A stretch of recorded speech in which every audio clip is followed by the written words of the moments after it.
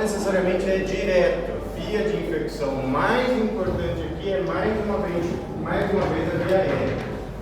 O contato com as lesões é um fator, mas é menos frequente do que a via aérea. Até porque é um mecanismo meio de defesa, né? Você vê alguém com uma lesão feia daquela, não vai demorar muito.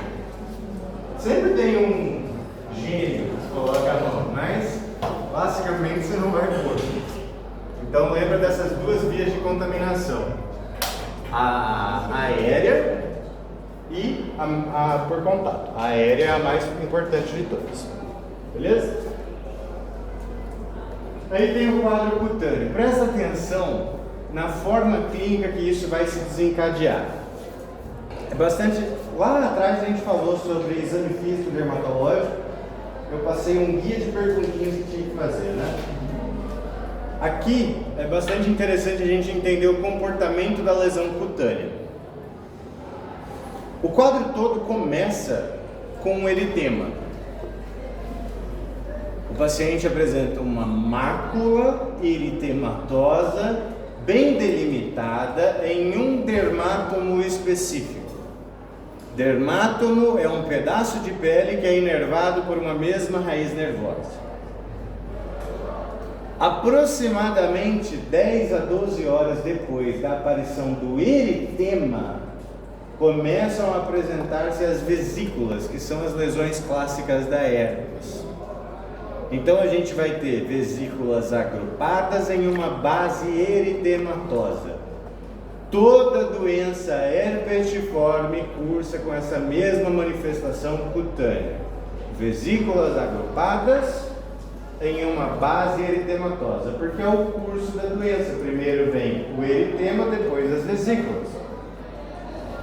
Essas vesículas passam por maduração e se apresentam em forma de pústula.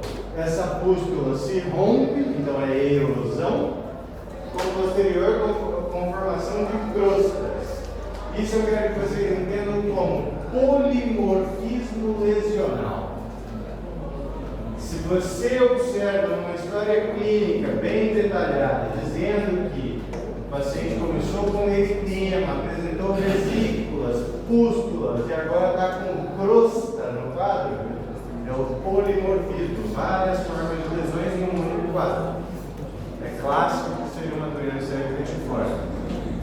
E de acordo com a localização dela, se respeita um dermátomo em específico, a gente está falando de varicela zoster, herpes zoster. Beleza? É importante a gente mencionar os sintomas do paciente também.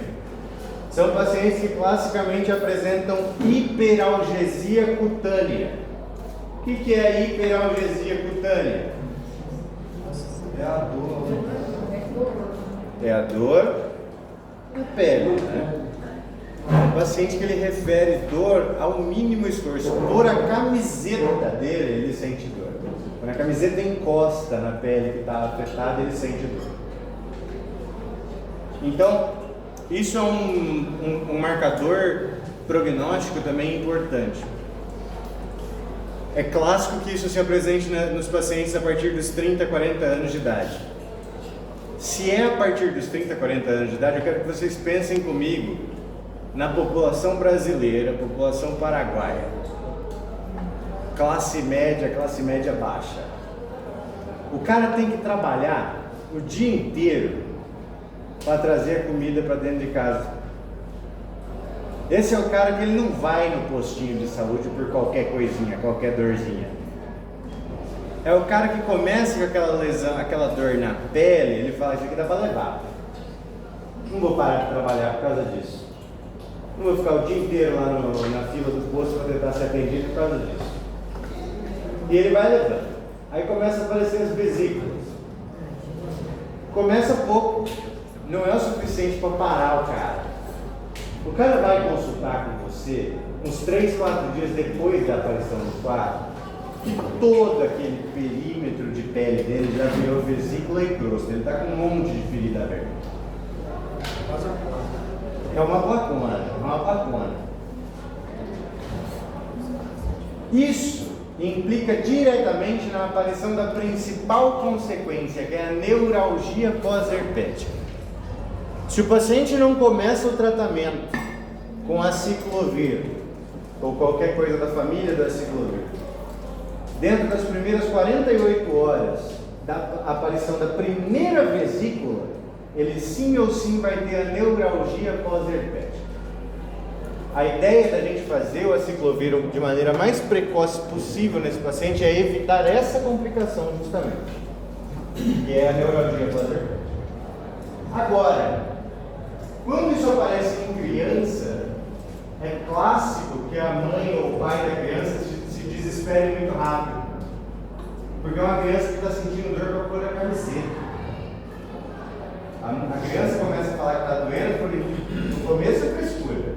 Isso aí é frescura, não veio para a escola. 12 horas depois já começa a aparecer as vesículas. Eu falo, opa, peraí, não era frescura não, tem alguma coisa mesmo. E leva essa criança para o postinho. Então o diagnóstico em pediatria costuma ser muito mais precoce do que no paciente adulto. Isso implica diretamente no prognóstico da evolução da criança. Na criança é muito difícil que ela evolua deixando alguma sequela, enquanto que no adulto é muito mais frequente pelo tempo que se passa, da aparição até o início do tratamento. Beleza? Perdi meu controlinho, achei. Permanece latente entre os gânglios, já falei. Mais uma vez, vírus latente nos gânglios. Aqui tem uma informação legal. Os nervos mais frequentemente afetados. O mais comum de todos é o intercostal. 50% dos pacientes que apresentam herpes zoster apresentam lesão em intercostal. O mais grave de todos é o trigêmino. Por que o trigêmino seria grave? No rosto? Pela região, né? A gente tem acometimento cefálico e tem uma das ramas do trigêmino que é oftálmica, a rama oftálmica do trigêmino. Por que ela pode ser grave? Porque lembra que uma das sequelas, aliás, uma das complicações é a sobreinfecção bacteriana. Se tu tem um monte de lesão aberta em volta do olho, que é o território do trigêmino S1, que é a primeira rama do trigêmino, aquilo vai abrir, sobreinfectar e vai gerar um quadro que a gente já conhece, que é a celulite bacteriana. Só que quando é na órbita é perigoso porque da cegueira. A celulite bacteriana orbitária faz edema da gordura intraorbitária, compressão do nervo óptico, atrofia do mesmo. Então a cegueira é irreversível nesses casos. Isso é pergunta de prova sim ou sim. Qual é a rama mais frequentemente afetada? Intercostal. Qual é a rama mais grave? Trigêmino. Muito bom, muito bom. Diagnóstico diferencial. Do que?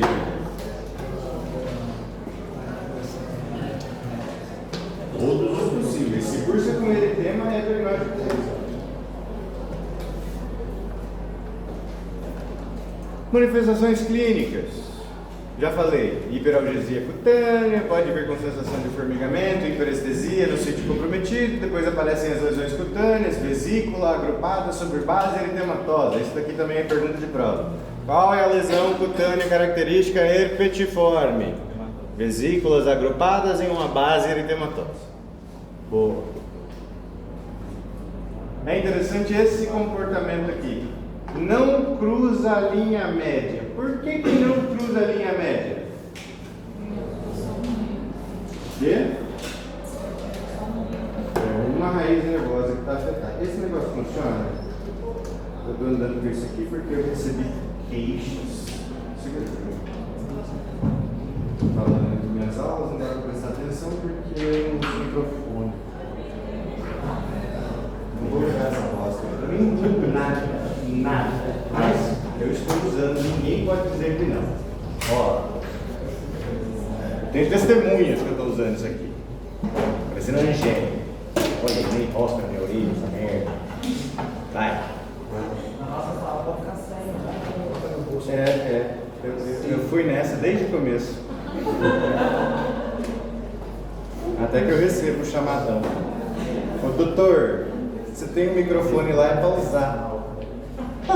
Cretinos, me traíram. Mas tá bom, acontece. A vingança vem.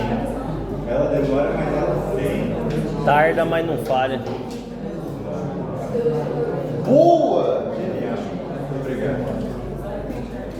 Então tá lá falando das lesões, tudo isso já falei, né? Em crianças, tá falando da neurologia do laser PET, eu já falei também. Diagnóstico. O diagnóstico é um diagnóstico essencialmente clínico, não tem a necessidade da gente fazer nenhum método de pesquisa laboratorial ou coisa do estilo. Lógico que é descrito que sim, existem pesquisas laboratoriais que são específicas para esse tipo de infecção. Porém, caras, demora pra cacete e não muda nada na tua conduta. Você tem que ter o diagnóstico clínico e, como dado o diagnóstico, você inicia o tratamento para evitar a neuralgia pós-herpética. Então, se a história clínica do teu paciente cursa com mácula eritematosa, com hiperalgesia, de início súbito, que evolui a vesículas e poliparquismo lesional dentro de um período de 12 horas, é herpes zoster. Não pensa que pode ser outra coisa. Ah, pode ser pênfigo bolhoso. Pode ser, mas não é. Vai no mais comum. Herpes zoster é o mais comum de todos. Aqui está falando até do método de Zanke, um método caro pra cacete, que eu nunca nem vi fazendo isso daqui. Mas não foca nesse aqui não. Pensa num diagnóstico que é clínico. Preciso fazer IgG e IgE de herpes? Não é o mesmo vírus. É outra variante, está na mesma família, é herpes, mas aqui não é herpes simples. Aqui é varicela zoster. Está falando de motivo viral, serologia, enfim. Nada disso é útil para o nosso diagnóstico. Tratamento. O objetivo principal do tratamento eu já falei para vocês. Encurtar o período das doenças para evitar a neuralgia pós-herpética. Base do tratamento para isso daqui, aciclovir. Existem N outros que a gente pode usar, fanciclovir, valaciclovir, um monte. Mas o que tem no ministério é aciclovir. O que tem no protocolo é aciclovir. Então não inventa moda. Coloca lá aciclovir como tua opção terapêutica. Só que aqui a gente tem que fazer a profilaxia. A profilaxia da neuralgia pós-herpética. Como se faz profilaxia de uma neuralgia?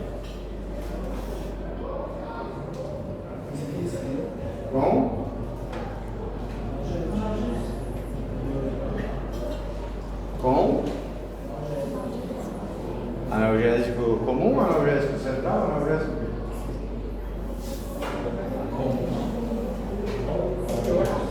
são centrais, né? São central, pregabalina, gabapentina. O que eu costumo usar é a pregabalina. Por quê? Porque a pregabalina eu posso usar também em dose pediátrica. Então eu confio mais na pregabalina que na gabapentina. Qualquer paciente meu já entra direto com pregabalina. Eu entro desde o começo do quadro.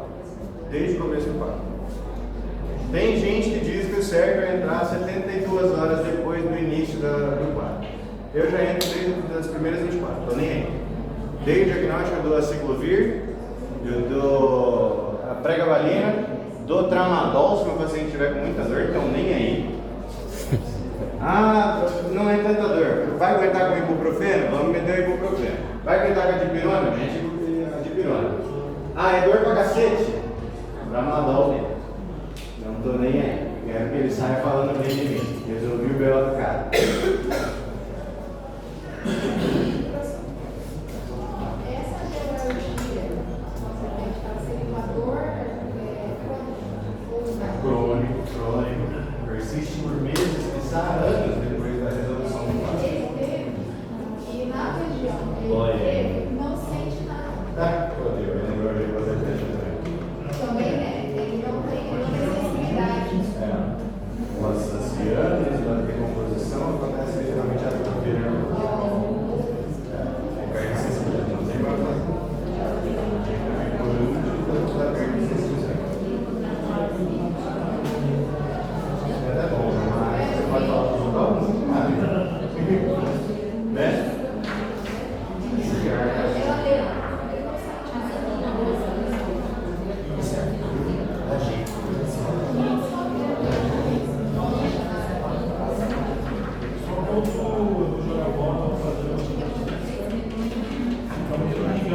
Você vai confundindo aí.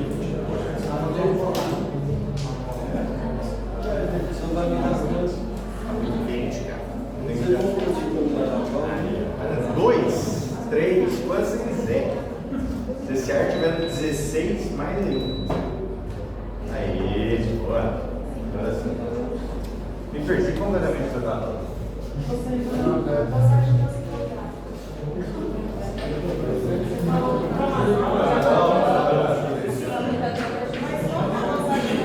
Calma.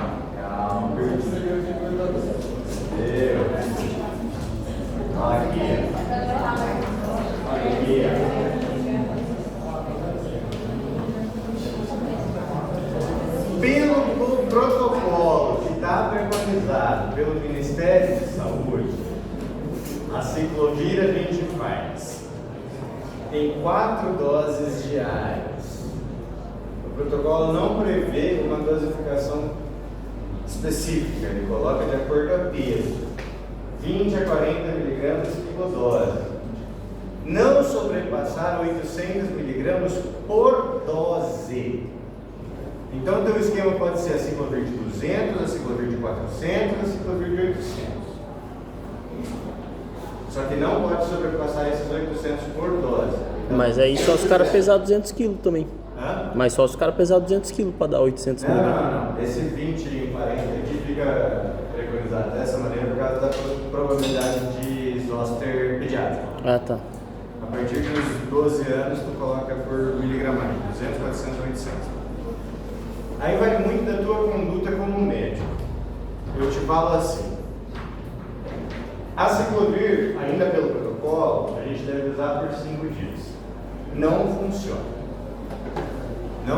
Se tu fizer 5 dias, teu paciente vai continuar com o quadro subagudizado. Não vai ter resolução. Você tem que fazer no mínimo 7 dias de aciclovir nesse paciente para ter uma reversão. Por isso a ciclovir, ele não é mais o fármaco de eleição para esses quadros, porque ele tem uma baixa eficácia falando em terapêutica.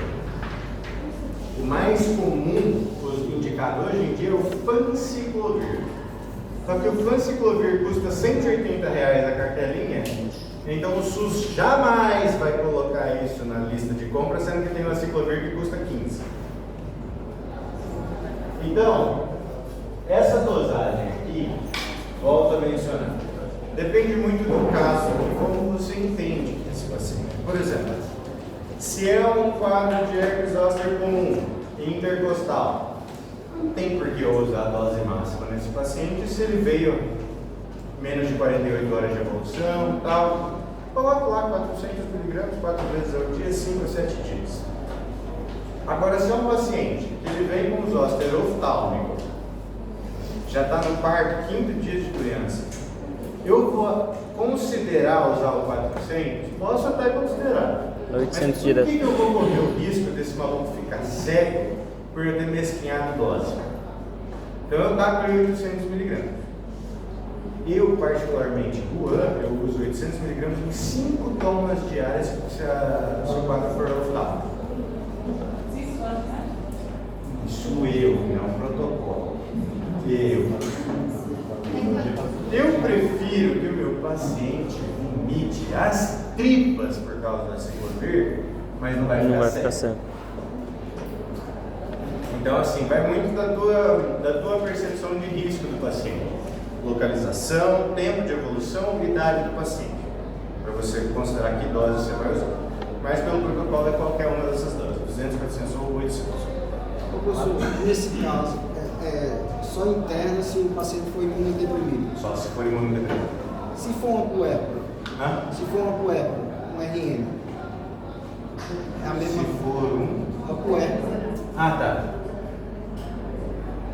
Usando no RN, você está falando? Não, ela está aumentando o RN. Certo. A dosagem mesmo. Endovenoso. Não. Ela é imunocompetente, pode fazer via oral. Mesmo que ela esteja em um estado puerperal, ela ainda assim vai fazer tratamento via oral. Isso. Interrompe ele no momento da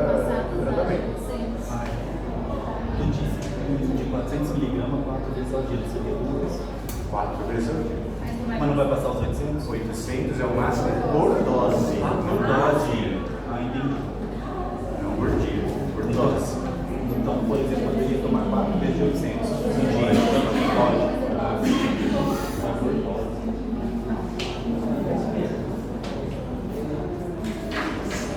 Então, ali, no deprimido, 10 a 20 miligramas por quilodose, 3 vezes ao dia livre.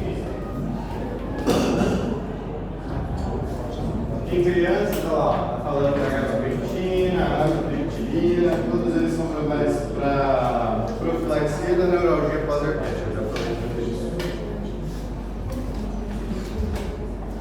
E a vacininha, né?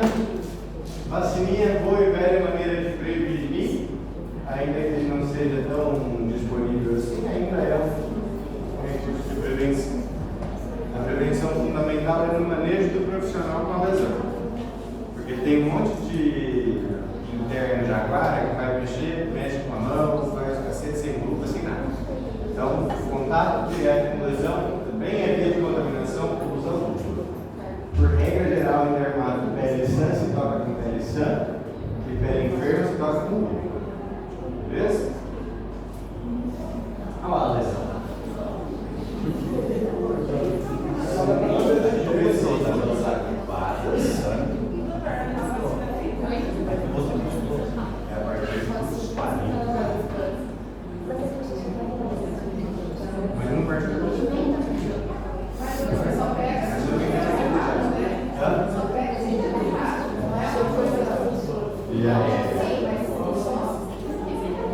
Se você teve varicela na tua infância, você vai ter sócio.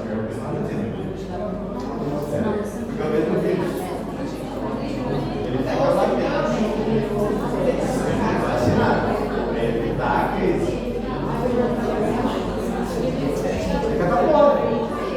Aí, fica o mesmo tempo. E ele não se elimina, ele fica latente. Em algum momento ele toma a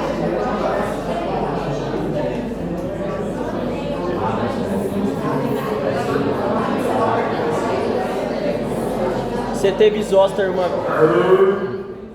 Se você teve zoster uma vez, você pode ter novamente assim, ou depois de tratada não volta mais? Pode. No mesmo dermato.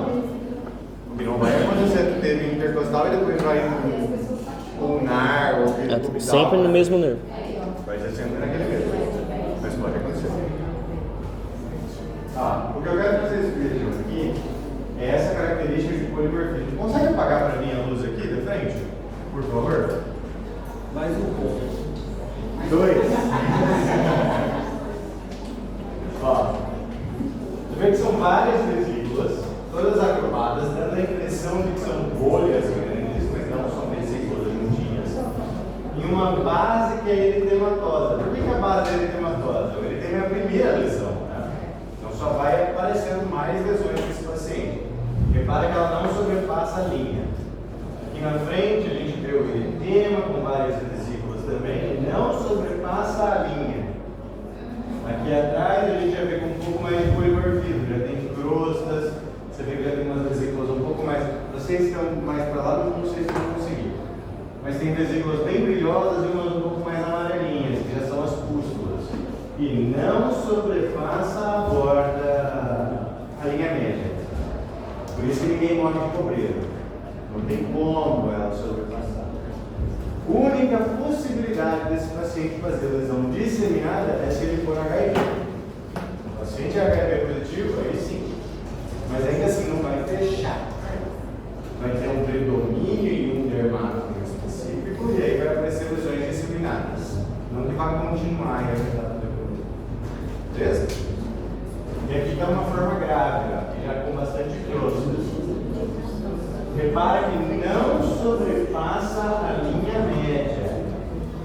Esse é um quadro que classicamente se complica com queratite herpética. O que é queratite? Inflamação da borda da retina.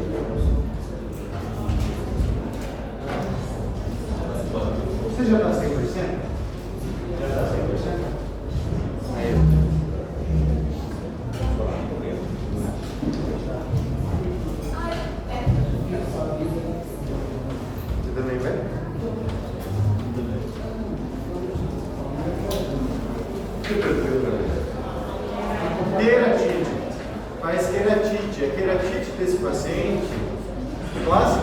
evolui a uma úlcera de córnea. E também tem um péssimo prognóstico visual. Dentro do manejo desse paciente, obrigatoriamente ele tem que passar por avaliação por oftalmologia, que mediante um exame físico com fluoresceína consegue ver se já tem acometimento da córnea em formato de úlcera. A úlcera que se forma aqui é a úlcera dendrítica, ela é patognomônica da queratite herpética. Outro quadro interessante é quando aparece afeta o ramo mandibular, que é T1S3, C1S3. No C1S3 ele vem com o ramo também acometendo mucosa oral, mas não sobrepassa o outro lado. Vai vir com leucoplasia oral, só que sobe um lado. Também é clássico dos ossos.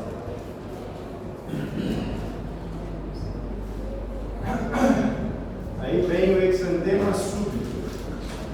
Acho que dá para continuar, só para terminar os ossos, herpes. Ou não?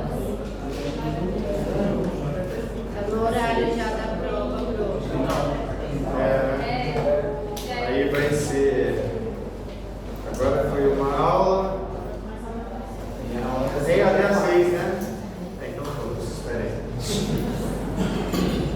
Exantema súbito. O exantema súbito, também conhecido como roseola infantum, é um grande diagnóstico diferencial de uma infecção por parvovírus ou quinta doença. Aqui é um quadro que é bastante prodrômico, não tem tanta clínica durante as manifestações cutâneas. Aqui é um paciente assim, geralmente menor de 6 anos de idade, é bem em pediatria que a gente vai encontrar esse paciente, menor de 3 anos de idade, é o mais comum, mas até antes dos 6 ainda pode acontecer. É um paciente que ele cursa 3 a 4 dias com febre, com hiporexia, aquela criancinha chata, sabe? Que você pega ela no colo, ela chora, você larga ela chora, é criança insuportável, chata. E aí a mãe vai fazendo aquele manejo ali com dipironinha e tal, porque vai levar no pediatra. A primeira coisa que a gente pensa quando é febre assim em criança é garganta. Vai ver a garganta, não tem placa, fala assim, tem que virar, não tem problema. Vai lá, dipironinha, paracetamolzinho, uma gotinha por quilo, tudo bonitinho. Depois de 3 dias desses sinais prodrômicos, a criança volta com o Jameson no corpo. Só que ela volta já com exantema. É um exantema que aparece de maneira súbita, como o nome sugere, 3 dias após a aparição do primeiro sintoma geral. E quando ele aparece, some todos os sinais que ele tinha antes. Então acabou a febre, acabou a criança borocochô, acabou aquela criança que não queria comer. A criança volta com o Jason. E esse Jason, olha o sorrisinho. Esse sorrisinho da criança que está doida para fazer arte. Então, nesse momento é o que a mãe mais se desespera, porque passou 3 dias ruinzinho. No começo do 4º dia ela vai acordar a criança está toda vermelha. Fudeu. Pergunta: febre e exantema, a gente pensa no quê? Aí corre de novo pro médico. Aí o médico vai ver que não tem mais nada. Era um exantema súbito. É até capaz dos médicos mais copia e cola pedir NS1, pedir o que for, não precisa. Porque nesse momento ele já está assintomático, ele não tem mais nada. Só que se você falar para a mãe que não é mais nada, é só esperar, tu é o médico de merda. Por isso que eu vou pedir vários exames, porque aí pelo menos ele sai falando que a médica foi prestativa, tá Super todo, minha criança. Com certeza. Não vai sair do meu bolso mesmo no dia do meu exame.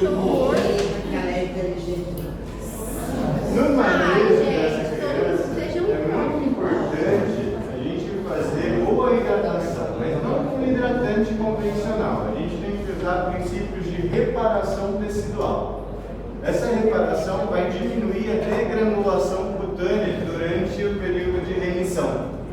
Geralmente, 2 a 3 dias depois que ela fica vermelha, já some esse exantema.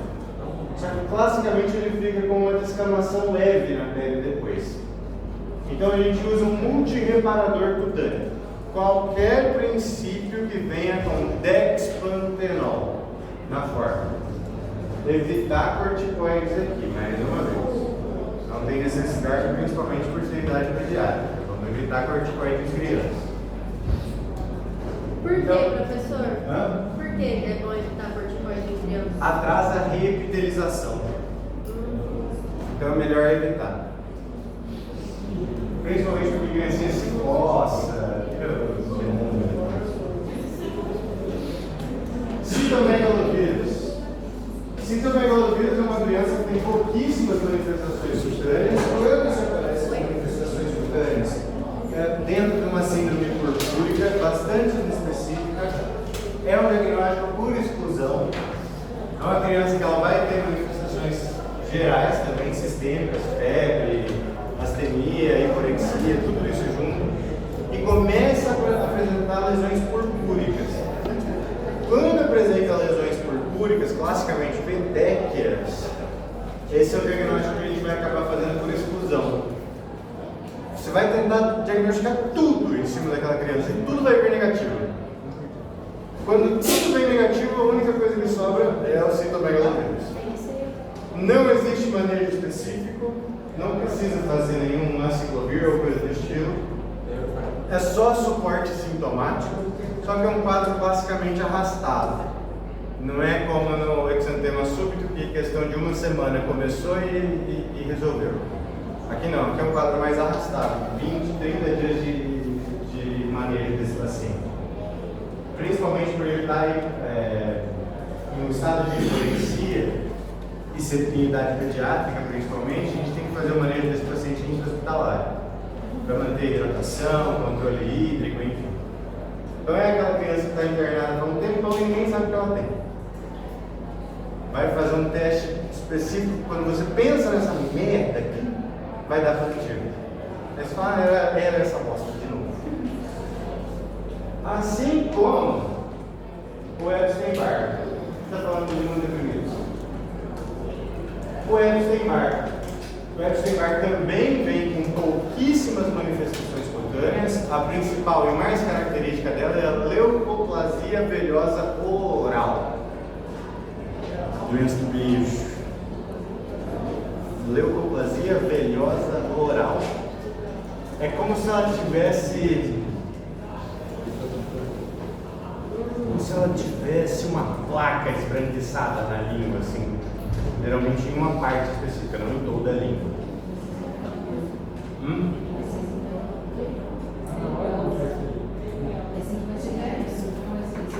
Então, mas isso é muito inespecífico. Quando aparece algum sintoma que é clássico do Epstein-Barr, é isso daí. Mas não é em 100% dos casos que aparece, não. Também é diagnóstico por exclusão. Assim como sempre diz. Mas, os dois, o Epstein-Barr mais como uma adolescência adulto jovem.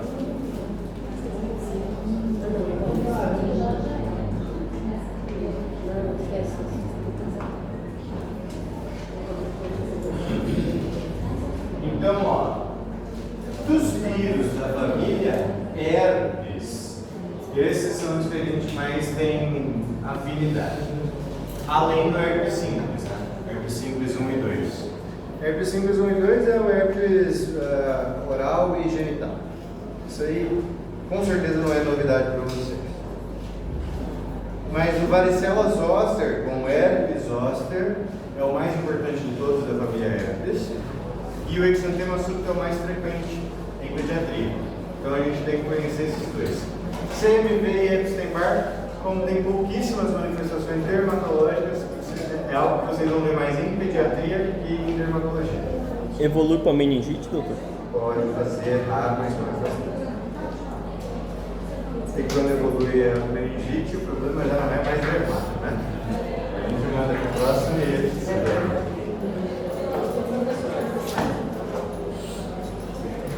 É a quinta doença. Perdão. Quinta doença. Ou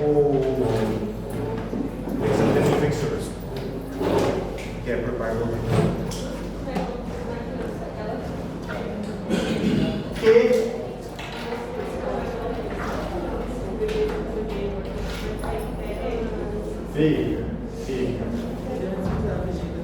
fica aquela criança com quase bem esquina. Por isso que eu falo de diagnóstico por exclusão. Você pensa que é tudo menos ele. E você vai para os pontos mais negativos. Está lá, mas tem tudo deu negativo, você vai só correr essa aqui. Aí faz a pesquisa da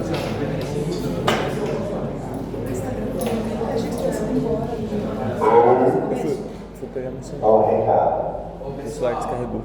Vou dar um recado que a nós que o Carlos provavelmente vai mandar para vocês é o seguinte, a aula solicitou o serviço, poucos alunos lá para a gente ver sobre a questão da prova de toxicologia. Aí ele chamou eles antes, ele chamou nada, ele subiu uma tosse. Aquela questão do simpático mimético que ela tinha no lado para todo mundo, a aula falou que vai começar com ela, só não vai receber o ponto quem não marcou a opção D, que era simpático mimético. Quem marcou vai receber o ponto. A outra questão é aquela lá que falava sobre a síndrome anticolinética, que a resposta dela era antes da ingesta 12 horas. A gente começou uma aula, expliquei para ela, a castelhana, a professora, estava errado, a aula falou também que acha que está errado, que provavelmente aquela questão vai ser anulada, então todo mundo vai ganhar os pontos. Só repetir, quem não marcou simpático mimético não vai ganhar o ponto. Só quem marcou simpático mimético, que é serotoninérgico, não tinha esse, era simpático mimético. Aí era a letra D, simpático mimético. E tinha opioide, simpático mimético. Ela mandou a resposta de Isso era 13 ou era 11? nas duas. Mas Não tinha serotoninérgico, que é a resposta que ela mandou. Então, quem marcou simpático mimético, que era a resposta certa, vai ganhar. Quem não marcou opioide, não vai ganhar, porque a questão não vai ser anulada.